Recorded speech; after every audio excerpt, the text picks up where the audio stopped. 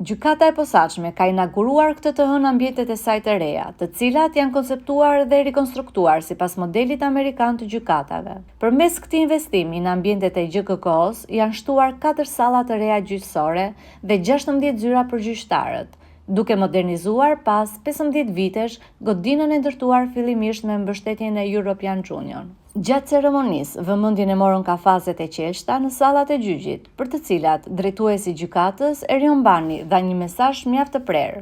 Sipas tij, siguria nuk duhet të cënojë dinjitetin njerëzor dhe përdorimi i kabinave të xhanta nuk duhet të jetë automatik, por një vendim që i takon gjyqtarit, duke respektuar prezumimin e pafajësisë. Edhe ministri i drejtësisë Toni Gogu nënvizoi rëndësinë e ruajtjes së këtij ekuilibri, duke deklaruar se standardi evropian kërkon siguri pa cënuar dinjitetin qytetar. Për drejtuesit e drejtësisë, ky rikonstruksion nuk është thjesht një ndërhyrje estetike, por një hap drejt rritjes së transparencës dhe solemnitetit në zemrën e proceseve gjyqësore më të rëndësishme në vend.